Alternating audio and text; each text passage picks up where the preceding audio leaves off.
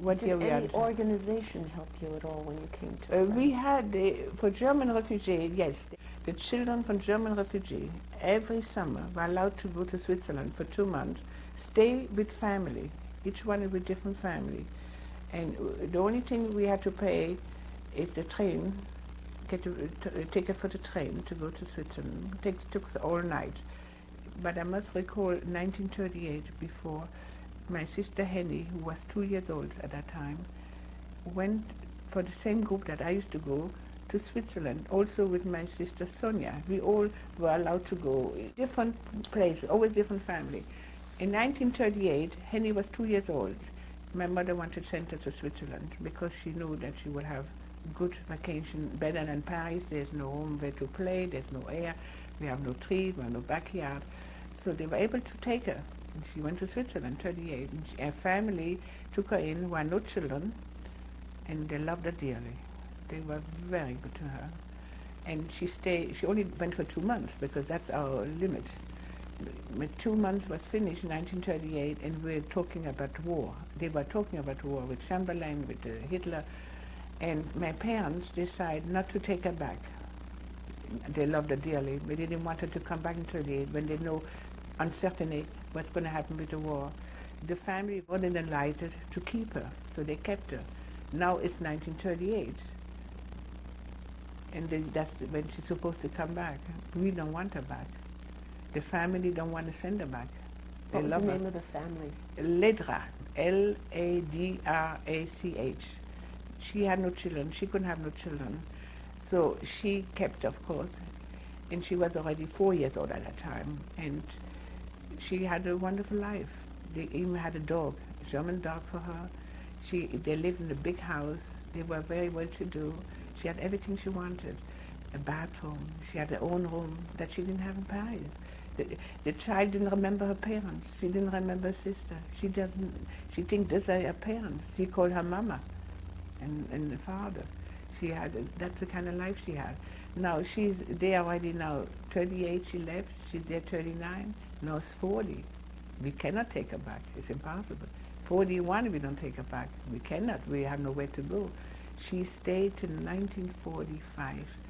We only got her back 1 year after the war because we couldn't get her back. When the war finished, we wanted her back in 44. The family didn't want to send her back. They had changed her name. Her change became Evi, E-V-I, Ledrach, the last name. The child has their first name that they picked and their last name, and that she didn't know anything else than that name. And she knew the family, and she loved them. She had even grandparents that she called grandparents, and one sister of her was her aunt.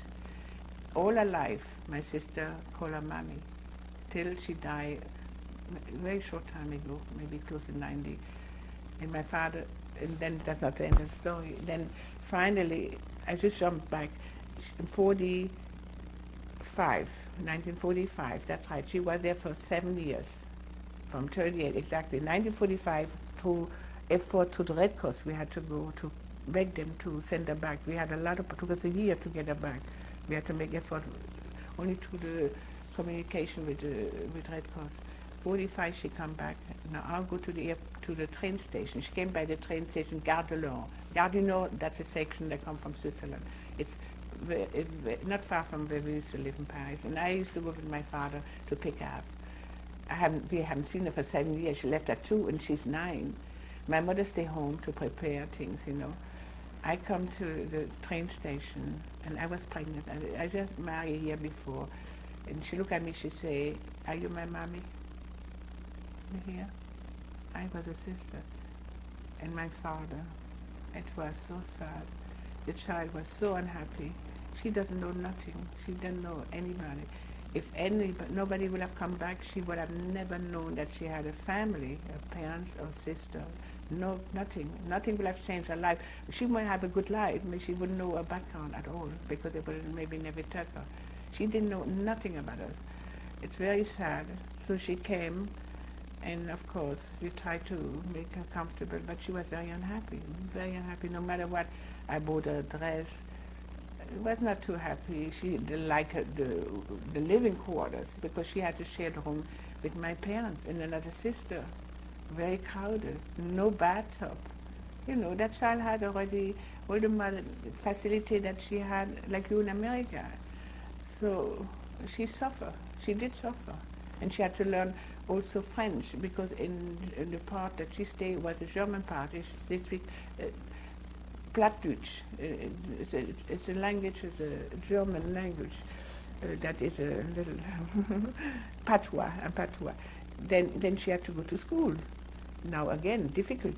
She has to learn French. Very difficult. She comes from a completely different background from her. To get used to her parents was difficult. And even my parents to get used to her, because she was negative on another thing. She rejected, and I can understand that. We tried to be nice to her. I tried to buy her things, you know. I took her to, when I had a baby, I took her to my house a little bit to make her cheer up. Well, the only promise we make her, every summer, thereafter, my parents promised to send her back to her Swiss mommy. She always called her mommy. She promised, and my father hold a promise. Every summer for 2 months, she spent the summer with her family. And once even her mother, mommy, came to Paris to visit us, yes, and I met her. She came, because at that time she was already divorced. After my sister had left, I think they divorced. And then later on she adopted another child there. Henny, my sister, was always her first child. And my sister always sent her money. She was good to her from America. She wanted to come, but she couldn't come because, you know, she was already getting older. And then she got sick. When she was very sick, my sister took the plane, went to see her to Switzerland, even with her husband.